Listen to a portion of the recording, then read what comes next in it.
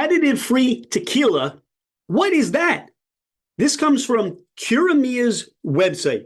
You may be surprised that an estimated 70% and likely more of all tequilas sold have additives included in the product. If you've ever wondered how there are so many different tequila brands with different flavor profiles, it's often because of these additives. Unlike natural tequila ingredients, additives in tequila are commonly used to alter the tequila's flavor, aroma, or appearance.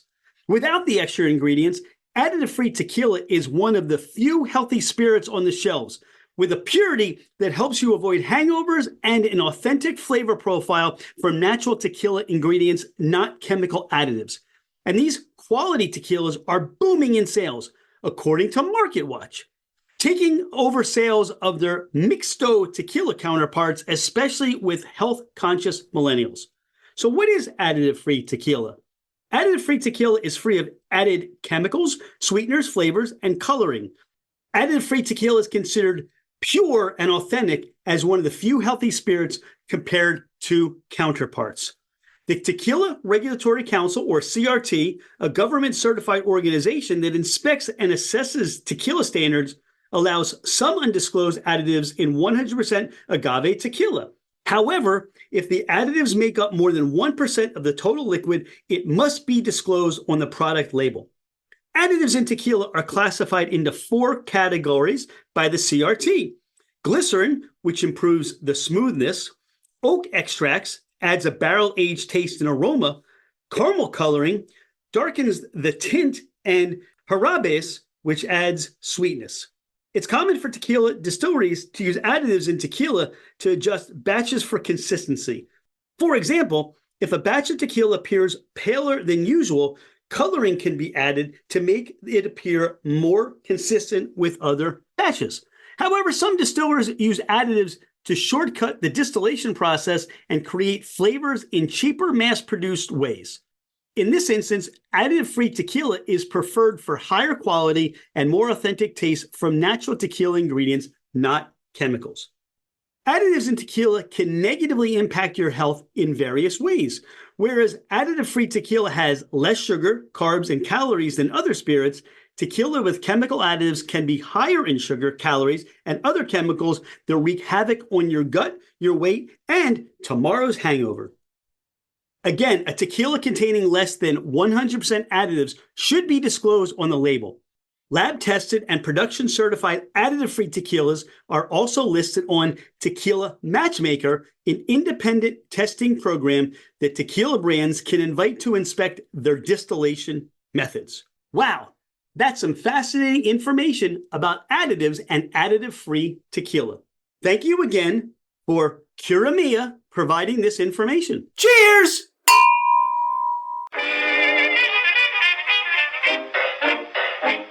Hello, ladies and gentlemen, craft spirit enthusiasts, and those interested in the intoxicating world of craft distilleries, cideries, meaderies, wineries, and the occasional foray into breweries.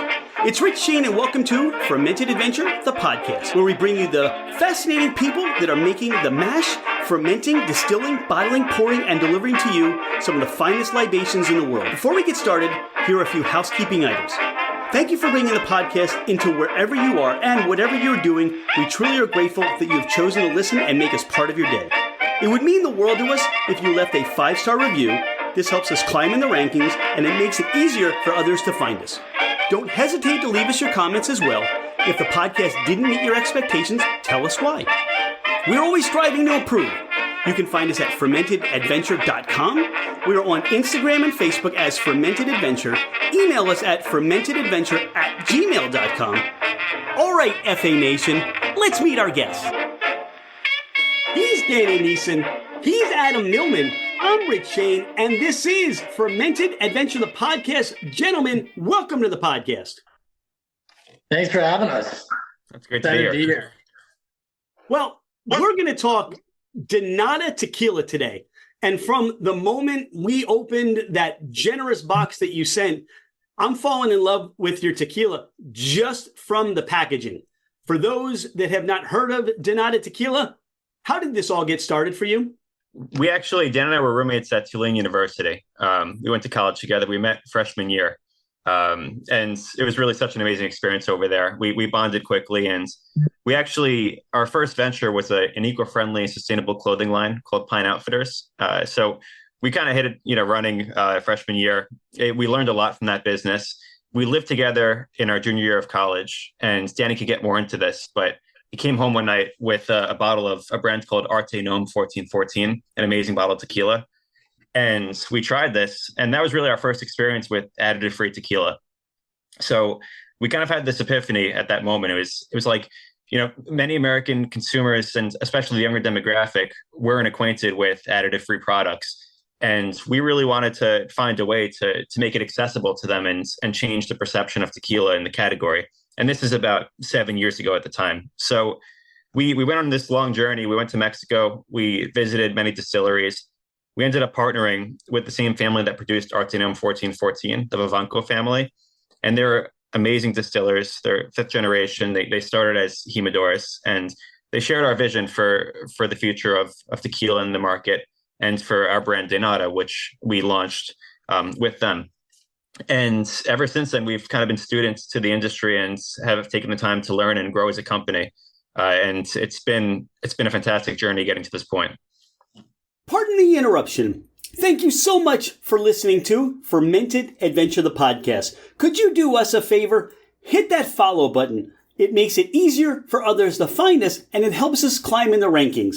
Take a screenshot of the podcast, post it, tag us, and let everyone know that you listen to the Fermented Adventure podcast. Now, back to our podcast.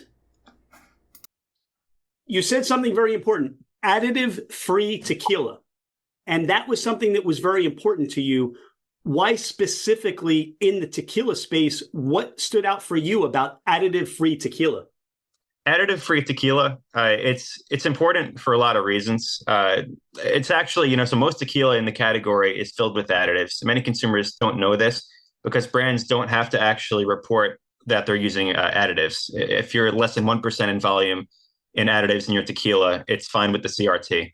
But that doesn't mean much because these additives are so potent that it could be 0.5% and still it would be more than enough to do the job of an additive. So with additives, the real issue with them is it's a way of distillers and suppliers hiding production methods that are less than quality. So whether that's harvesting agave prematurely or using large ovens called diffusers to strip the tequila of all its natural properties and create this distillate that's more like a vodka, you use additives to then make it taste like the blend that you want. And these brands, they tend to be overly sweet. They don't necessarily taste like agave or tequila. So if you're a consumer and you really care about true tequila and what it should taste like, we always recommend looking for additive-free brands. It's the only true way to taste the quality of tequila. What is making the hair on the back of my neck stand up is Dawn and I came back from the ADI conference yesterday down in Baltimore. It was the first time I'd ever heard about additives. I mean, I know there are adjuncts and things added to spirits. I was not aware of the additives and what you spoke about in tequila. And from what I learned is a lot of what you just said, Adam, is that most tequilas, if they didn't have those additives, they wouldn't have that nose and that flavor that we're used to of tasting like tequila. And that really surprised me. And this is a journey for the both of you saying, this is what we believe is important to the industry and to our brand. And we're going to seek out those that will make an additive-free tequila. I'm curious about, you're talking to this producer and this is your vision. Was this something that they were like excited about on board, or did it take some time to develop for them with the additive-free that you were looking for? So part of the reason that we ended up working with the Vivanco family is they're always using no additives. That's the thing. They never use additives. They're one of the select few distilleries in Mexico that have always never veered with additives. They produced a really great tequila the proper way, and they produced a few other brands that are also amazing quality.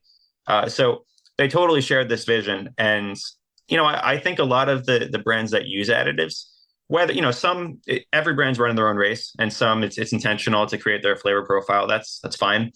But the Vivanco family cares a lot about their craft. It's almost like a fine wine in that sense, where every batch is slightly different. It depends on the seasonal agaves that they grow. And it's really a lot more craftsmanship that goes into it. So that really appealed to us. And the fact that we shared this ethos with them, it worked out for both of us because, they're amazing long-term partners for the brands. You're in your 20s. You're going down to Mexico and you're these two guys from Tulane and you're saying, hey, we want to start a tequila brand and these are our ideas. And I'm curious because there are a lot of people right now that are looking to start a brand.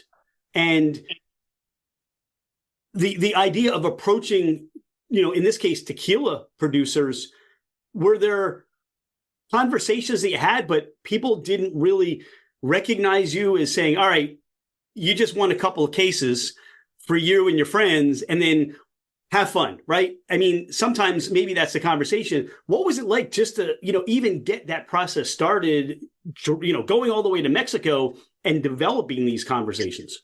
I think what was like the most exciting for us was definitely going to the distillery. I mean, those conversations where, you're really talking long-term goals, what your brand stands for, what's your distribution strategy, all those things that you have to take into account. The most exciting thing was definitely going there and meeting the Vivancos. Me and Adam, when we started Donata, we had no idea what to do, how to start a brand, but our passion was so strong enough to really showcase and deliver a tequila that's made the proper way with a really strong brand story, really fueled us to always figure out that next step and always celebrate the next steps that we've taken to get to that point, and we used to sit around after our classes, like coming up with like logos on logo generators. And it's like so funny to think, it's absurd when you think of, let's just go online and come up with logo generators. But those are like the little things that make your dreams become a reality. And then next thing you know, when you're actually, you get your first investor on board and, you sign a deal with your distillery and you're going through all like the paperwork and all the regulations. The moment we got our certification that Donata was certified to be sold and shipped to the States, that was one of the greatest feelings we've ever had. All right, you're talking about a logo generator and you're talking about, at class, after class, just whenever the, excitement hits you. Donata, how did you come up with the name and, take us through that process for the both of you?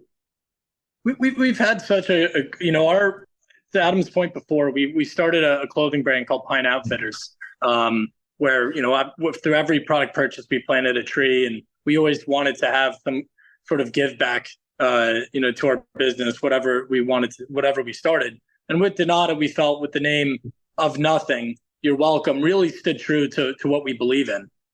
We believe, nothing is everything in this life, where there's no additives, no carbon footprint. And we really felt it was like a whole big, long process to really kind of dive into why Donata and why we wanted to go with that name. Like we had so many other names that we were considering, but Donata just stood out as the strongest to us, and what it really kind of tied into what we believe in. Has it come about where people are giving these now as gifts? Because it's kind of like, if it's your birthday, it's like, hey, Donata, you're welcome. Anniversaries, all these things. Has there been kind of a brand tie-in to some special events or special occasions, or am I introducing something to you that you never thought of before? Your head's in exactly the right place. And we'll talk about our new bottles, but our whole marketing campaign around the new bottles is tying in the name Donata with sustainability. And we always write gracias in quotes coming from Planet Earth. So it's Planet Earth thanking, the brand because our whole thing has been sustainability and recyclability. And it's kind of a funny way to play off our name Donata as something that, you're providing. You're welcome.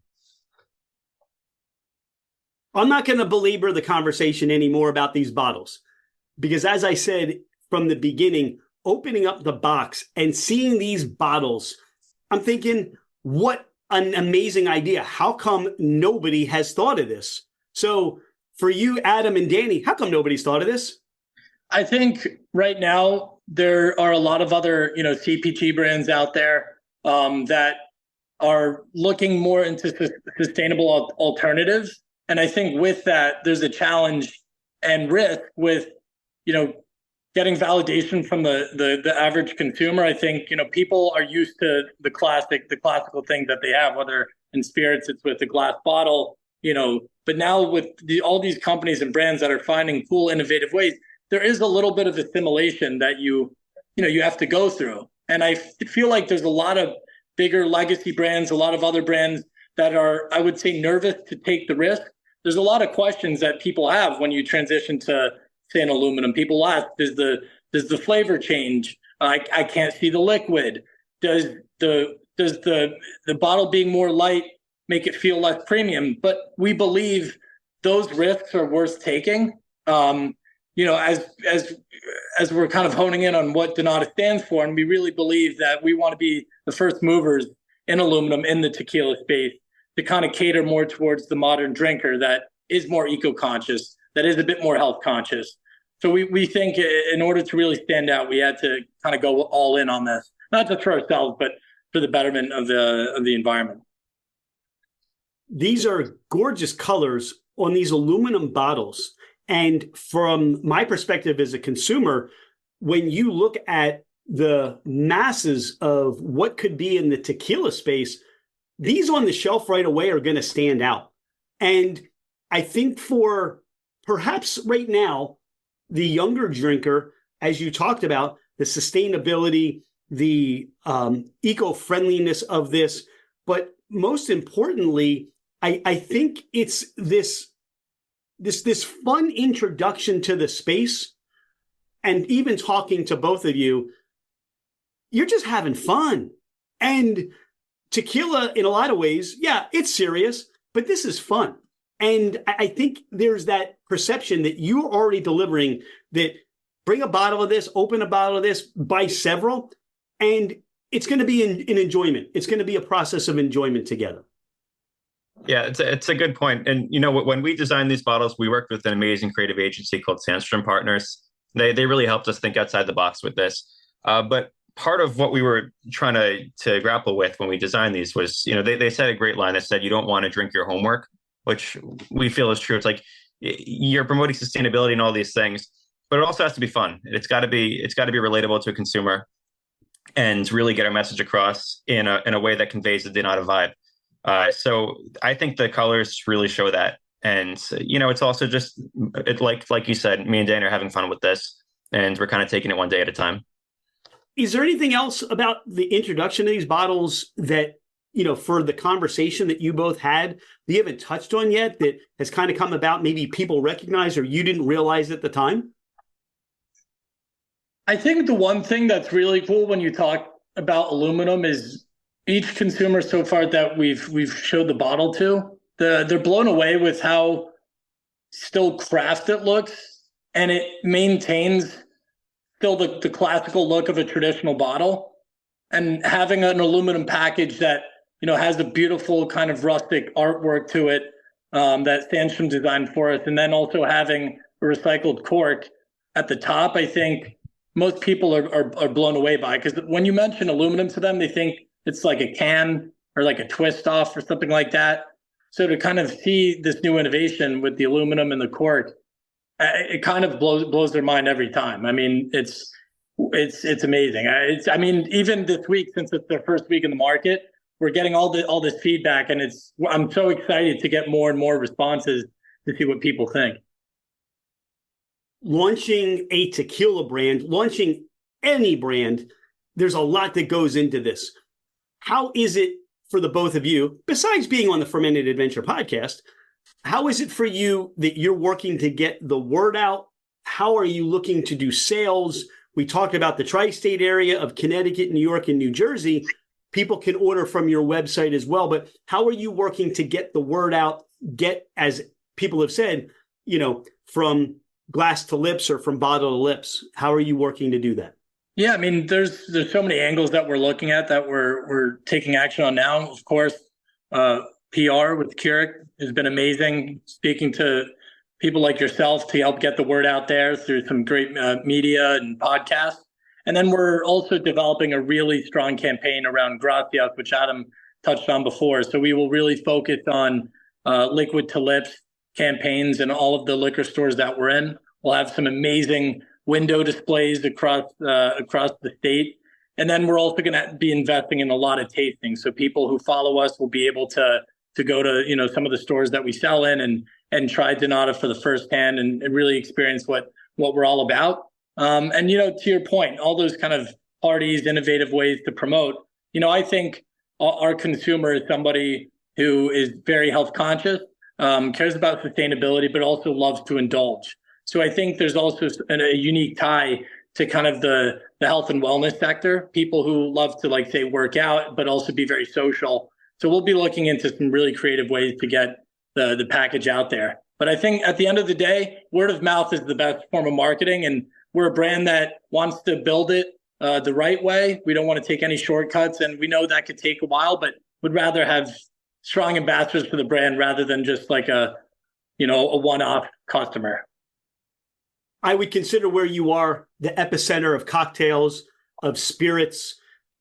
New York, not to disparage any of those other major metropolitan areas. Have you, or what's the conversation been like with the bartenders and seeing the bottles, or coming and saying, you know what, not another tequila brand, right? Has there been some sort of conversation? Look, I can tell you, I think if I'm a bartender and I pull a bottle of this and somebody sees it from across the bar, immediately I want to know what that bottle is. I want to know what's coming out of that bottle.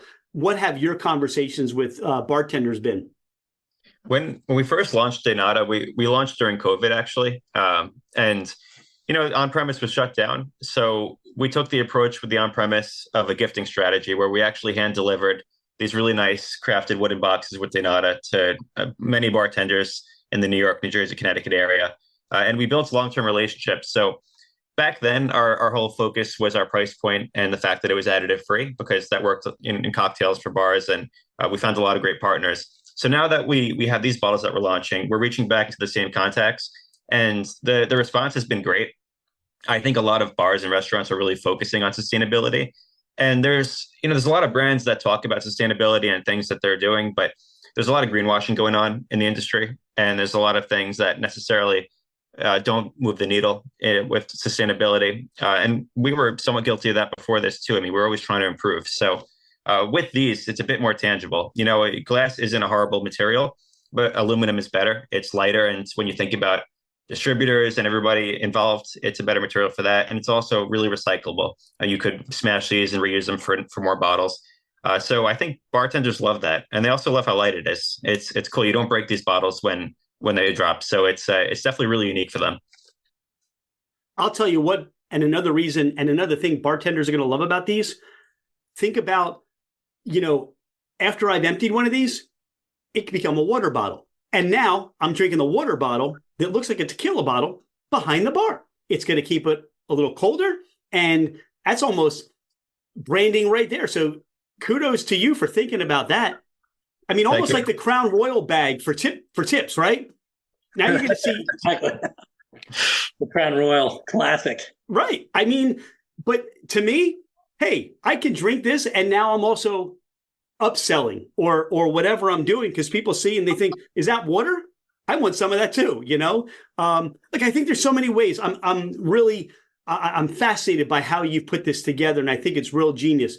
At the end of the day, if you open this up and you're not happy with the tequila, none of this means anything, does it? Yeah, I mean, the liquid needs to stand true. And, when we first started the brand, we've heard so many people tell us, oh, it's all about the packaging. It's not really about the liquid. And I couldn't disagree more. I mean, yes, you need to have amazing packaging and it needs to appeal. But you also have to have outstanding liquid. And that's what we're so confident in. And we're so happy with our partnership with the Vivancos, because once someone tries Donata, I mean, of course, like everyone has their own, feedback and has their own right to express what they think of the liquid. But I would say 9 times out of 10, a consumer will try Donata and will be blown out of their socks. So, and it makes our life so much easier because we don't have to try and sugarcoat anything. We just showcase them what it truly is and let the liquid do the rest.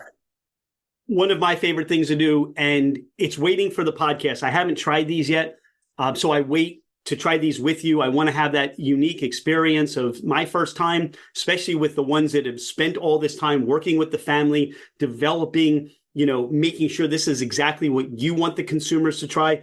I opened this, the top, and it's this wonderful peppery vegetable effervescence that just comes off of this. And in nosing this, that pepper note, there's melon to this. And and here I'm like, wow, all right, we go back to the no additive side of things. And now I'm wondering if this is what tequila is supposed to smell like or supposed to taste like. I can only wonder what that was before they reformulated it to allow me to enjoy what I think I'm supposed to have, right? So to me, this is like almost an original tequila experience if I've never had or aware of not having additives. And now this heightens my enjoyment of this even more. Oh, totally. And we wanted to show that's another reason why we came up with the name Donata. We want to do all the work, everything right to make everyone's experience that much more enjoyable. And when we were visiting a lot of distilleries, I mean, you like any place of origin, you go to where anything's created, and that's where all the secrets and all the recipes come out. I mean, I'm not trying to say there's distillers that aren't doing it the right way or anything, but when you go to so to speak the kitchen, and you see what's getting put into the food, it's kind of crazy when you see there are brands out there that are not creating like a true spirit, a true authentic tequila. And we felt such a burning passion, not to exploit brands or anything, but just to showcase what a true tequila should taste like. And when people try an additive-free tequila these days, it's like, whoa, like I've never tasted something so smooth, no burn. And that's the experience we had and we felt, and we want everyone to feel that. So for the both of you, this is the tequila you've always searched for, that you've wanted to drink. And now the mission is to share it with everyone else. Totally. And, with that, there's still an education. I mean, the category's become a lot more mature since we first started. And I think consumers now are looking for additive-free options. There's an amazing platform called Tequila Matchmaker, and they certify brands that are additive-free. And it's also a platform for consumers to rate brands and comment about them. But it's always been, like you said, Rich, it's always been important for us to highlight what additive-free tequila should be. It's somewhat ironic that we are now working with the same distillery that inspired this journey, but it's really amazing, and I hope that consumers gravitate more towards additive-free brands. I love the connection now that you've brought me to this distillery that you've sought out based on your original experiences. My first taste of this was creamy. It was almost like a creamy cashew-like consistency. There was an astringency to it on the second taste, like a sour note. And then the third, now that my palate, there's a wonderful warming sensation on the palate. But now that it's used to it, I get these wonderful clay notes. And this is the Blanco. So there's no barrel to this. You get that juiciness.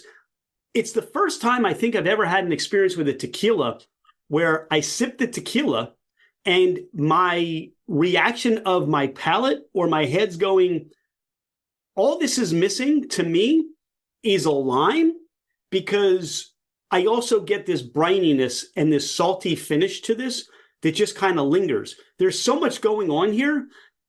I don't know. I'm curious as to your experience with this and your taste and the flavor profile that you experience with this.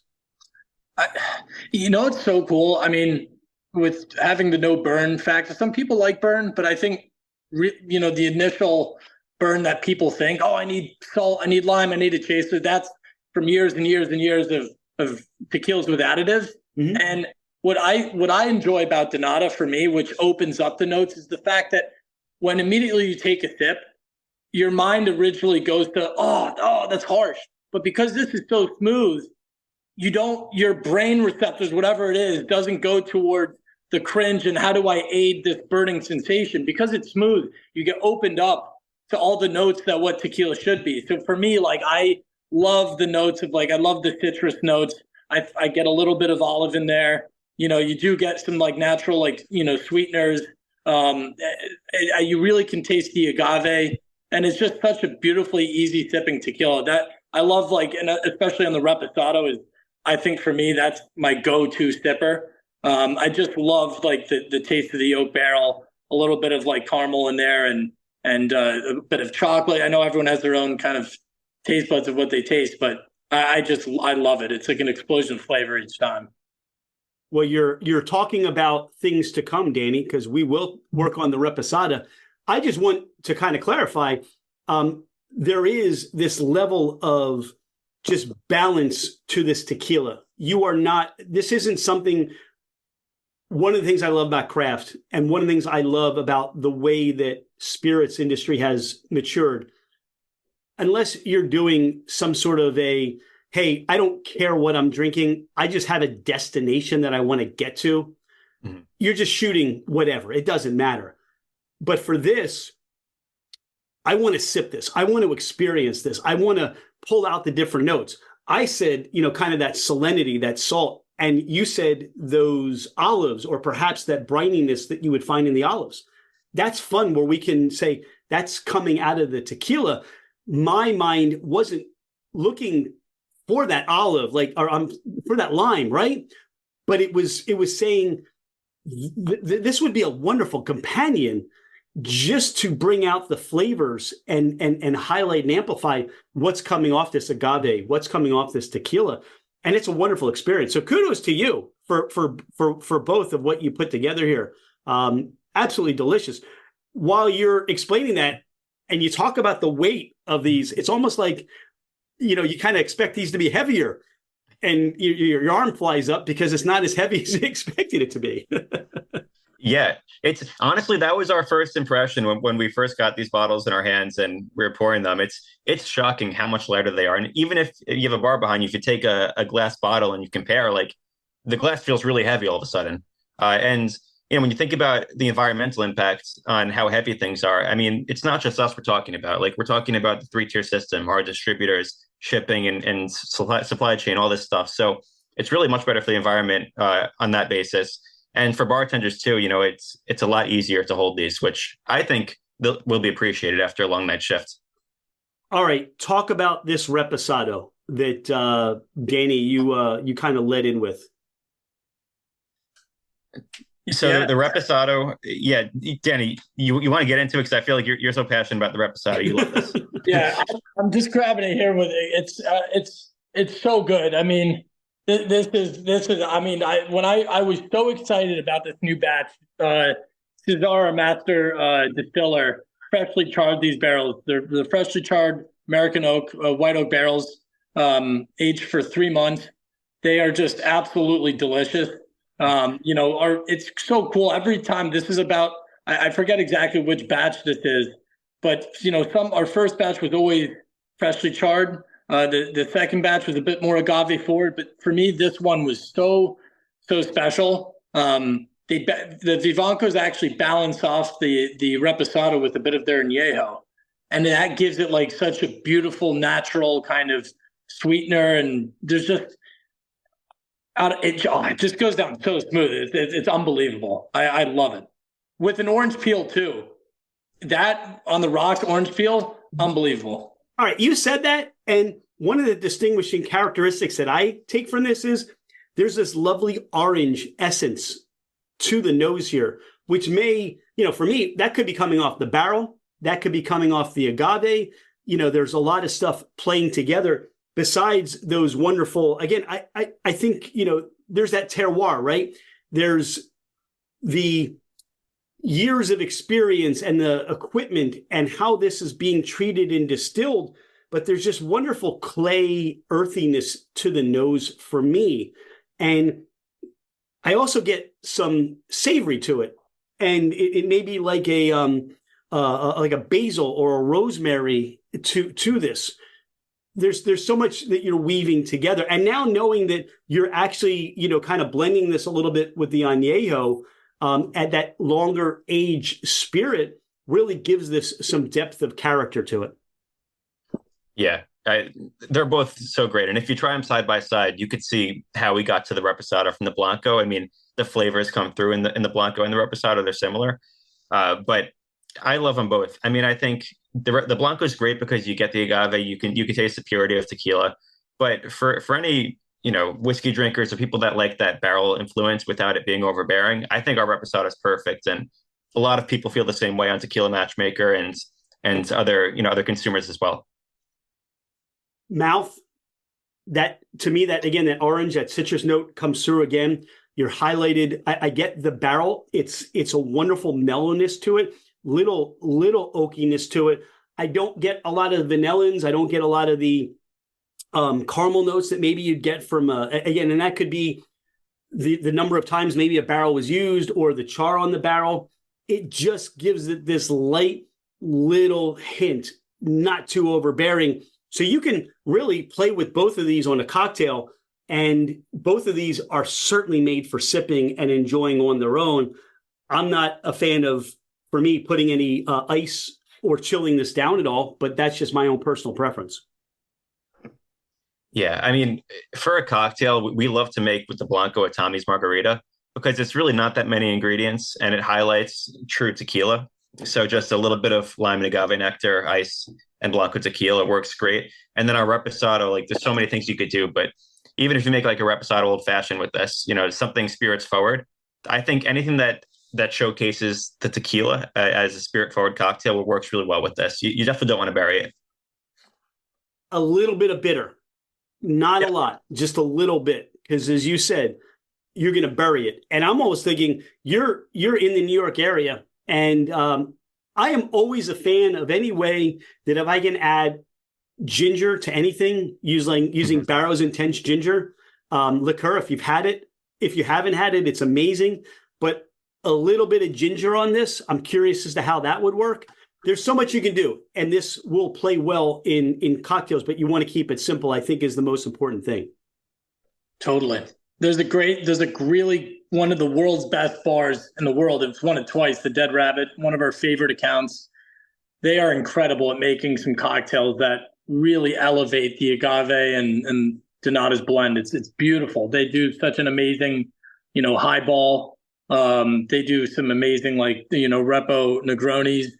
If you're ever, when you're next to New York, the Dead Rabbit, we would love to set you up there. They'll take you on a journey. You just say, give me all tequila cocktails with Donata, and it's one of those places that it's incredible.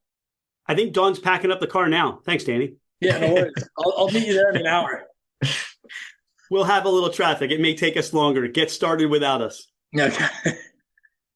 I'm really appreciative for both of you, what you're doing and what you're bringing to the industry, and your vision, your view of how the craft spirits industry, specifically tequila. What are some of the other ideas, or what can people expect? You're breaking barriers. You're bringing out aluminum bottles with these recyclable corks.